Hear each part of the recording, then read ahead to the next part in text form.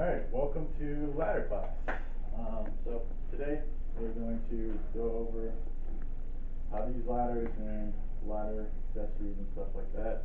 We have 7 objectives that we're going to go over. This is the first one. Ignore the numbering system.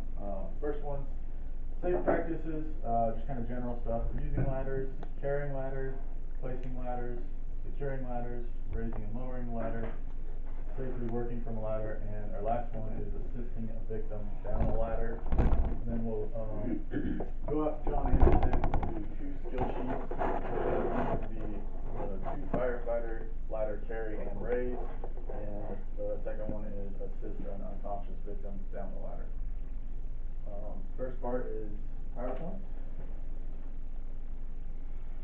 So just some general guidelines: develop, maintain upper body strength and lower body strength as well. Department training procedures, full PPE anytime you're using a ladder, helmet, gloves, and work boots, steel toed, steel soled, which your work boots are. Choose the right ladder for the task. Use your legs. General, regular picking up, use your legs, not your back. Same thing that we've learned, safety classes. If you have a ladder that's too big for you, get somebody else to help you. Electrical wires, you want to look before you place it, before you even carry it over to the spot, and then as you're raising it, you want to look again in case, sometimes little black wires going into a house, especially like the back of a house, it's sometimes hard to see. You want to secure the tip, anchor the foot during everything. Use the beams, not the rungs when you're moving it around. It's easier to move. Ensure the hooks or the pawls. The pawls is what is on an extension ladder. It's the part that locks the fly in the bed. Ensure it's stable, so kind of give it a rock. If you're going to have to move a ladder sideways, be careful because there's like an extra 10 feet in addition to you, so don't knock anybody in the head. Climb smoothly and rhythmically. The old saying, smooth is fast. So get used to it during practice. Get used to climbing up, so that way you don't get excited. Just try to jump it, and then you're shaking the ladder as you go up. 1 firefighter for every 10 feet. So 1 firefighter per fly section. So 1 firefighter can be on the lower part of an extension ladder, and 1 can be on the top, and that will not overload the weight requirement. If you're going to work from the ladder, we have ladder belts, but a lot of times you only really have the ladder belts when you're on the truck in our department. So you can use the leg lock, and we will, I'll show you some pictures of that. We're not going to look on that today, but if you already position the ladder, so if the ladder's extended, try not to move it. So try to place it where you want it, where you're going to do your work, because moving a raised ladder is a lot harder than moving a bedded ladder. Use it for its intended purposes only. Inspect on a regular basis and after each use. Sometimes the little rivets will pop, and if you see any of the rivets that are popped, that needs to be stress tested again. And we don't do that. We have a separate company to stress test them and make sure they're good to go.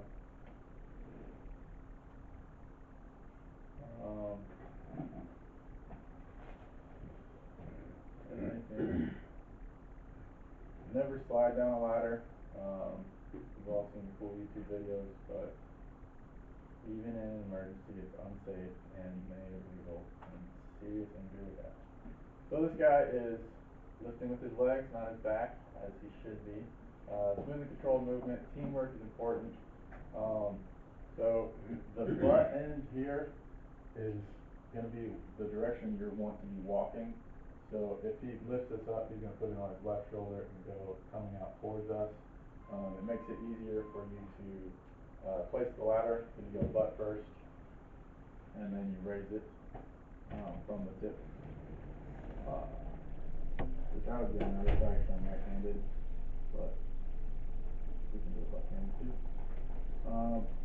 If you are going to lift it, if you're going to do a two-man carry, the person on the tip will be the one making the commands because you can see what's going on and you see the other side.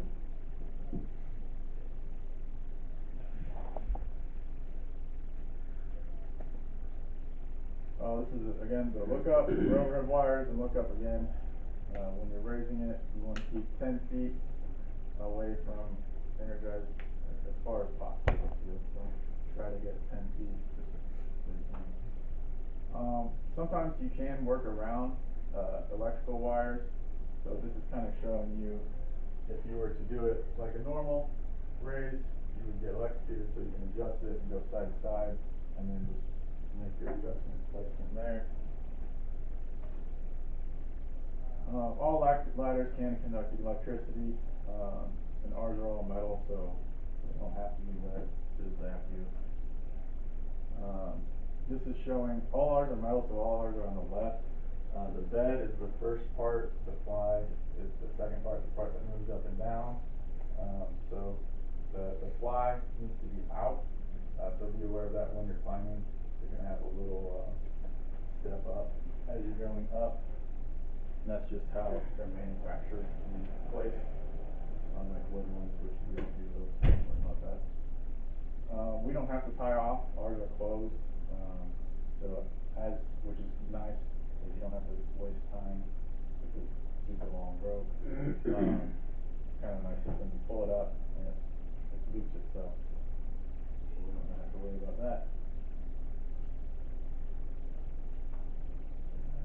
So second objective, carrying a ladder. Well, first you got to get it off the apparatus. For the pumper, 1 or 2 firefighters is enough. For the aerial, we have a 35-footer, maybe 3 or 4. But we'll show you where it's located. We're going to use the pumper today, and we'll show you where it's located. The IC is not going to tell you the ladder. It's going to say, give me a ladder to the roof. Probably not going to tell you place it perfectly.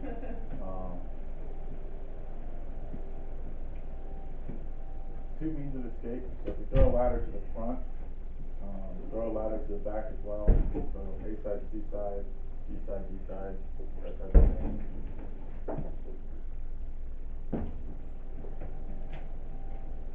So if we have a 24-foot ladder, our ladder, we can get to second story window.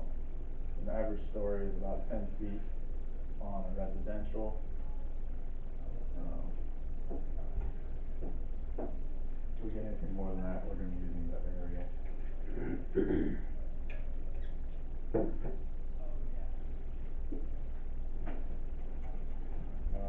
Extension ladders, for whatever reason, can be 6 inches shorter than their length says they are.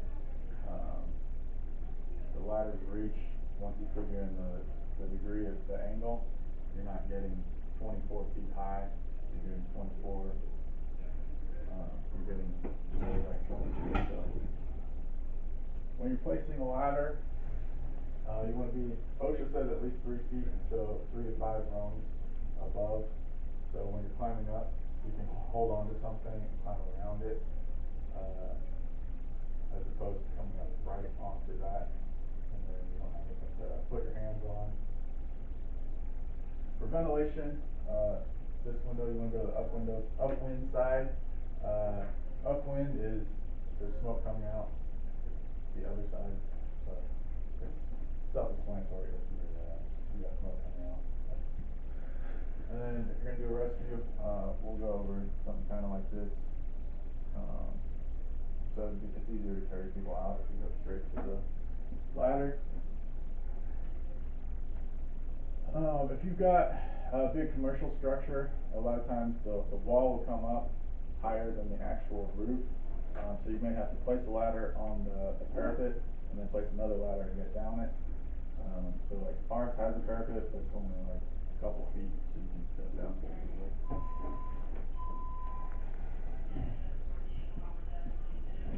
This is another thing, kind of talking about the reach of an actual ladder. It basically says it's only 1 foot, but it's 1 foot less than the actual ladder length. Um, how can you determine, so practice throwing the ladder and seeing how far it can actually go. This is some of the setups. We have the two on the right. So the pumper has a mechanical arm that comes down, and the trucks have them just in a place like that. So when you pull it out of the truck, you pull it out, and then you either get in the middle of it and kind of leave it sitting there for a second before you actually take it out.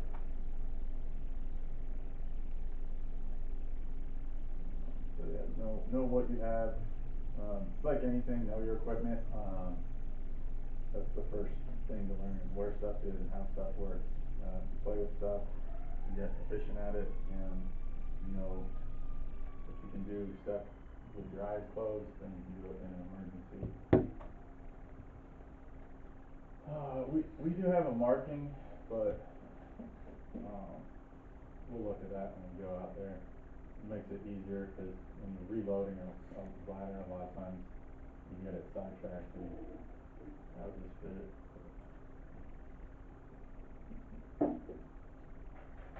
Unlatch it before you take it off. Always avoid obstructions, situational awareness. Hazards, you might need up to 4 people. They got a really heavy ladder down there, so we don't have anything with more than 2 fly sections. But team leader, so team leader is always going to be the guy in the back, because he can see what this guy's doing, and he can see, like, if this guy trips, he can say stop or whatever. Same thing with this. Well, one of the guys in the back is going to be the one shouting commands. Carry roof ladders with hooks closed.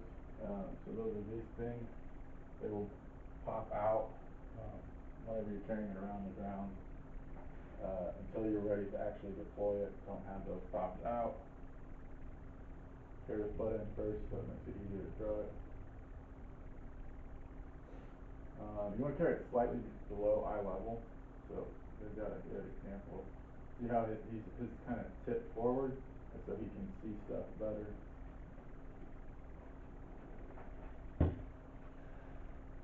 Alright, next objective, placing a ground ladder.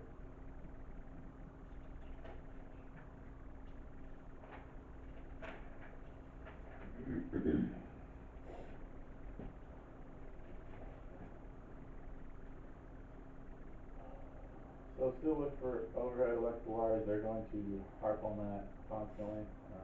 Pretty sure I said that like 5 times, but it's because it's important. Look at your ground conditions. If anything's uneven, you have to kind of make adjustments to that, or sometimes you might just not be able to place it there. Structural integrity, when you hit it against the wall, you want to make sure it can hold it. Wind direction, if it's a windy day, so be more careful.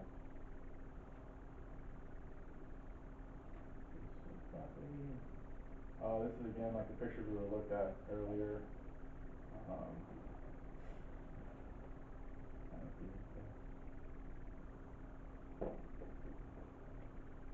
Don't put it right in front of direct heat. Sometimes we can do a ladder where you tie the fan to it and a smoke ejector. We don't really have procedures for that here.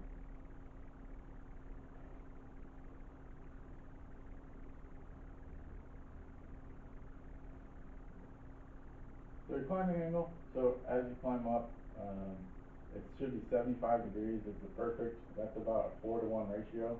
So for every 4 feet you go up, you have 1 feet out, so 1 foot out. So you could measure that, but it's easier to just stand at the bottom of the ladder and put your hands out and be able to grab it on. It should be about shoulder height. If it's not, if it's too low, you need to push it up forward. If it's too high, you need to pull it out backwards. like this guy's doing. So see how his arms are nice and flat, touching that rung there. So that's a good climbing angle, 75 degrees. This one says put your toes against it. Sometimes you see people will put their feet on the first rung. That's going to be